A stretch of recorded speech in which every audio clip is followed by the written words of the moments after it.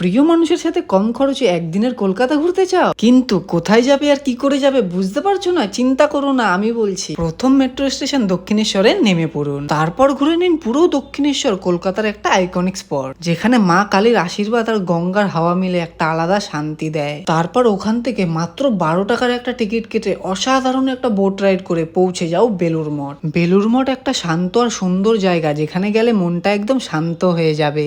বেলুর মঠ ঘুরে 15 টাকার একটা ফেরি রাইড টিকিট কিনে হাওড়া ব্রিজের এই অসাধারণ ভিউ দেখতে দেখতে চলে যাও বাবুঘাট। তারপর গঙ্গার ঘাট ধরে মাত্র 10 থেকে 15 মিনিট হেঁটে কলকাতার একটা আইকনিক স্পট প্রিন্সেপ ঘাটে পৌঁছে যাও। প্রিন্সেপ ঘাট একটা পারফেক্ট জায়গা নিজের প্রিয় মানুষের সাথে টাইম কাটানোর জন্য। প্রিন্সেপ ঘাট গেলে নিজের প্রিয় মানুষের সাথে একবার বোট রাইডের এক্সপিরিয়েন্স নিতেই পারো। হ্যাঁ, একটু কস্টলি হতে পারে, কিন্তু কলকাতার আসল মজা নিতে চাইলে এটা মোস্ট রাইট। ওখান থেকে আবার ফিরে এসো বাবুঘাট। সন্ধ্যে 6টায় শুরু হয় অসাধারণ গঙ্গা আরতি। বাবুঘাটের গঙ্গা আরতি দেখার মজাই আলাদা, ভক্তির একটা অসাধারণ অনুভব। আজকের ভিডিওটা এখানেই শেষ করছি। এরকম আরো ভিডিও দেখার জন্য আমাকে ফলো করতে ভুলো না।